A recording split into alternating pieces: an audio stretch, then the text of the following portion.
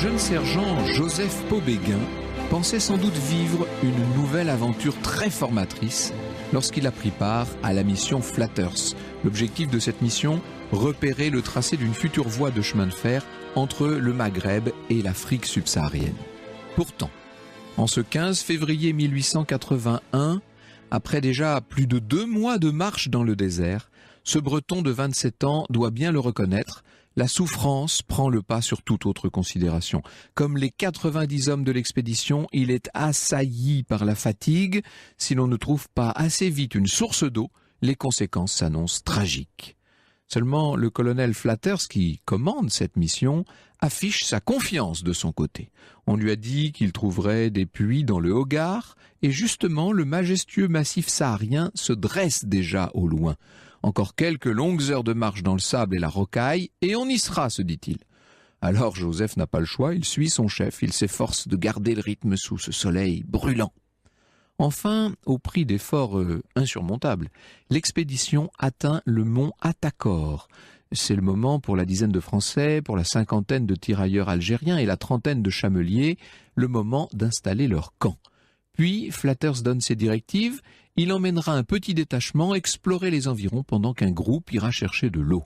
Joseph, lui, restera au camp avec le reste des hommes.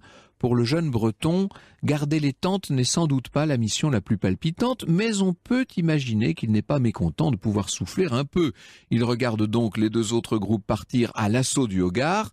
Ce que Joseph ne sait pas, c'est qu'en s'éloignant, ses camarades s'exposent à de grands dangers, car les Touaregs, les habitants du désert, n'entendent pas laisser une mission française bagnauder à son aise sur leur territoire. Alors que le colonel Flatters et sa petite escouade arrivent au puits, dans un oued qui se trouve assez loin du camp, ils ont la sensation qu'il se passe quelque chose d'anormal. Une menace sourde résonne dans le silence, quelques hommes prennent la fuite, Flatters regarde partout autour de lui, rien ne semble bouger, même si une étrange rumeur se fait maintenant entendre. Et soudain, des centaines de Touaregs apparaissent fièrement installés sur leurs montures, le visage enserré dans des étoffes.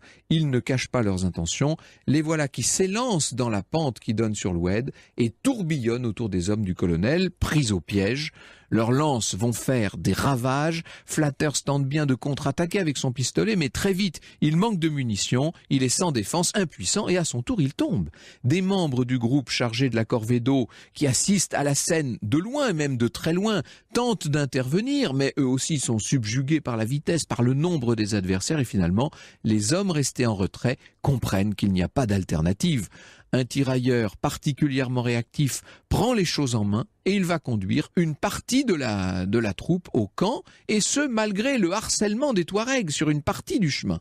Ainsi, Joseph voit revenir des hommes effrayés, accablés, en état de choc. Il est abasourdi. Flatters et l'un des principaux lieutenants sont donc morts. Le jeune Breton peine à accuser le coup. Le colonel était encore là, il y a quelques heures seulement, à donner des ordres, à discuter avec les tirailleurs. Alors il faut s'organiser sans lui, il faut se préparer contre une attaque probable, car il paraît à peu près certain que les Touaregs ne vont pas en rester là. Alors que le soleil se couche, les survivants de l'expédition, leurs armes bien en main, sont sur le qui-vive. Enfin, celui qui devient de fait le nouveau chef de la mission Flatters, il s'appelle le lieutenant de Dianou, réunit un conseil auquel Joseph va participer. Bien évidemment, on ne peut pas poursuivre la mission comme si de rien n'était. Une décision s'impose. Il y a 56 survivants. Eh bien, ils doivent rallier au plus vite une base amie, ce qui signifie rebrousser chemin, rentrer à Ouargla. On est donc à 75 jours de marche. Rien qu'à l'idée d'affronter le désert dans l'autre sens avec des réserves qui sont insuffisantes, Joseph a de quoi être effrayé, car il le sait bien, il est impossible, notamment à cause de la perte de nombreux chameaux, impossible de transporter tous les vivres qu'on a conservés dans le camp. Alors, comme ses camarades, Joseph prend ce qu'il peut et il se focalise sur la denrée la plus précieuse dans ces régions désertiques et tellement chaudes. Il se concentre sur l'eau. Et voilà la colonne qui se reforme, qui quitte le Hogar en pleine nuit. Il faut profiter de la fraîcheur pour avancer, car dès que le soleil apparaît, la chaleur devient insupportable. La mort rôde autour de l'expédition, et pour ceux qui en doutaient encore, elle n'a pas fini de frapper. Ainsi, 3 tirailleurs perdus, dont on n'avait pas de nouvelles, ne retrouvent leurs camarades que pour mourir à leurs pieds. Ils sont littéralement terrassés d'épuisement. Dès lors, les hommes se lancent des regards apitoyés qui semblent vouloir dire « Alors, maintenant, à qui le tour ?» La question est d'autant plus légitime que la situation ne va pas en s'arrangeant. Le 20 février, aux premières lueurs du jour, voilà qu'un éclaireur de l'expédition arrive à toute vitesse sur sa monture. Il a l'air inquiet, il s'approche du lieutenant de Dianou. Joseph, hissé sur un chameau tout près d'eux, tend l'oreille, mais il n'a pas trop de mal à entendre. Voilà ce que dit l'éclaireur. « Des traces, j'en suis sûr, ce sont eux. Les Touaregs, ils nous suivent à distance. Ils attendent qu'on n'ait plus la force de lutter pour se jeter sur nous. » Là, il y a de quoi frémir. Joseph doit bien se rendre à l'évidence. Pour lui et pour ses camarades, le cauchemar ne fait que commencer. Bref, notre sergent breton a beau essayer de ne pas trop y penser, les mêmes obsessions reviennent à son esprit, le manque de vivre, les gourdes qui se vident, et puis les Touaregs, cette menace invisible, mais qu'on devine là toute proche. Et puis il y a l'immense plaine désertique d'Amagkor, dans laquelle on pénètre le 23 février. Ça, c'est l'enfer aride, vous savez, avec ces sables qui brûlent la plante des pieds, où le soleil ardent peut faire perdre la raison. Le lieutenant de Dianou a beau encadrer sa troupe avec une belle fermeté, il peine à maintenir la cohésion. Des hommes épuisés traînent en arrière, quand d'autres, pressés de sortir de la fournaise, auraient plutôt tendance à accélérer le rythme. La faim agite les esprits, des disputes éclatent, des chameliers refusent obstinément qu'on tue leurs chiens et ils hurlent « On a besoin d'eux pour se défendre, ce serait une folie de continuer sans eux ». Au bout de 2 jours de cet enfer, alors que les estomacs sont vraiment cri famine, il faut s'y résoudre, les chiens sont quand même égorgés et quelques jours plus tard, c'est même un chameau qu'on abat. Les hommes se jettent littéralement sur cette nourriture riche jusqu'à s'en rendre malades. Au 7e jour, dans la terrible plaine d'Amagkor, les Touaregs commencent à se montrer sur la ligne d'horizon. Là voilà la menace, maintenant on l'a sous les yeux. Et Joseph s'interroge, est-ce le signe qu'ils vont attaquer? Quelques-uns finissent par approcher. Joseph saisit son fusil, il est prêt à dégainer.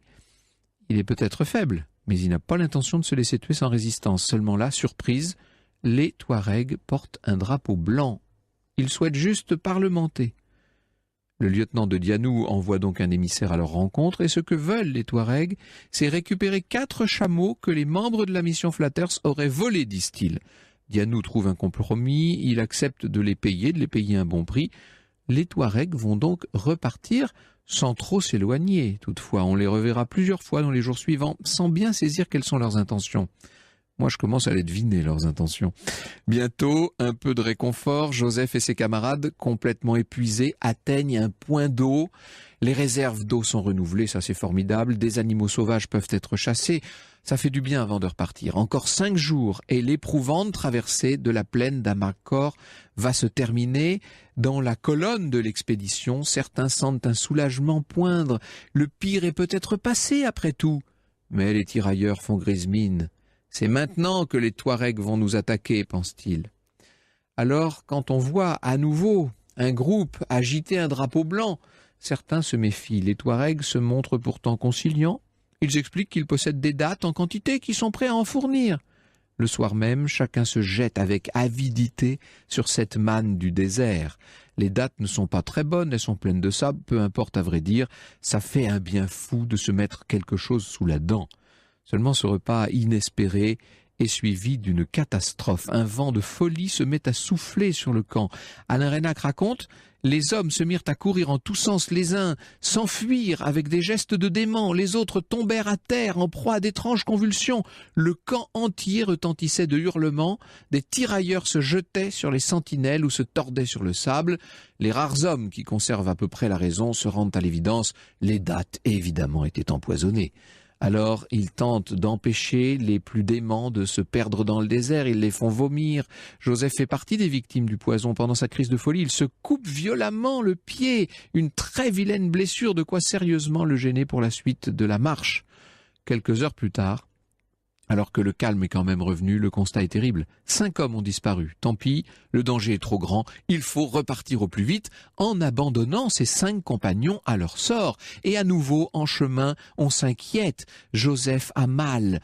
Autour de lui, plusieurs hommes ne sont pas bien remis du désastre de la veille. Leur esprit est embrouillé, leurs gestes sont maladroits. Si les Touaregs attaquaient maintenant, ce serait terrible. Or, justement, alors qu'on approche d'une source, on s'aperçoit qu'ils en bloquent l'accès. Là maintenant, ça va être le combat. Cette fois, il va vraiment falloir se battre. Les hommes les plus en forme, dont Joseph, se mettent en avant, à couvert, mais leurs armes prêtes, bien entendu. Les tirs partent. Plusieurs Touaregs s'effondrent sur le sable. Leurs chefs comprennent qu'il vaut mieux ne pas s'engluer dans ce combat en face à des hommes qui sont encore bien armés. Les hommes du désert prennent la fuite. Ils se dissimulent à bonne distance. Ce n'est que pour changer de stratégie, évidemment. Les 5 hommes qui ont disparu, en fait, sont des otages que les Touaregs vont menacer d'exécuter. Ça choque, bien entendu, tout le monde. Et ils les exécutent sous les yeux impuissants des survivants de la mission Flatters, dont le lieutenant de Dianou, d'ailleurs, qui, sous le choc, se lève brusquement. Ça, c'est une erreur, car ils se mettent à découvert. Il ne faut que quelques secondes pour que plusieurs balles le touchent mortellement. Et c'est un combat qui s'ensuit, intense, meurtrier. Finalement, les Touaregs vont se retirer, on souffle un peu, les hommes épuisés se regardent les uns les autres. Qui est mort, qui est vivant, vous savez, la mission Flatters est réduite à 34 hommes maintenant, dont un seul Français. C'est Joseph, c'est donc lui désormais du haut de ses 27 ans qui va mener le reste de l'expédition pendant le millier, je dis bien le millier de kilomètres qui restent à parcourir. L'urgence, c'est d'avancer, la troupe s'enfonce dans le désert, très vite la faim, la soif vont de nouveau se faire sentir. Et puis n'oubliez pas que notre Joseph, il a une terrible blessure au pied, ouais. On va faire des sacrifices, on est obligé de tuer des chameaux, et puis bientôt il ne reste plus qu'un chameau. Et évidemment, il va falloir trouver d'autres sources de nourriture. On a raconté ici un certain nombre de fois des missions de survie terribles. Et vous savez jusqu'où on peut aller dans ce genre de circonstances. Il reste quelques jours de marche seulement avant de trouver du secours. Joseph a plus mal que jamais, mais il se bat avec courage. Il continue de mener ses hommes, malgré des tensions qui maintenant sont devenues presque insurmontables. La nuit, il sent la douleur le lancer, sa tête brûle, sa raison s'embrume, et pourtant il faut repartir, il faut marcher encore vers ce but aux allures de mirage. Joseph fait peine à voir, il est victime d'hallucinations. Sa faiblesse laisse peu de doute sur ses chances de survie. Il est vaincu par la douleur, il s'écroule dans un coin de désert et un tirailleur accourt vers lui. Il y a sûrement encore quelque chose à faire, mais un autre le retient. Non, c'est terminé. L'homme prend son revolver, il le pointe sur Joseph, il tire. L'aventure du sergent breton se termine là, sur le sol brûlant d'une terre tellement lointaine. Il avait 27 ans et, détail cruel, il n'était plus si loin du but. Finalement, 2 jours après, seuls 12 survivants parviennent au terme de ce voyage tragique, des hommes qui ressemblent à des cadavres, qu'il faut vite entourer des soins les plus attentifs. Ils resteront comme les témoins de cette terrible mission Flatters, dont le souvenir est destiné à hanter les esprits pour longtemps.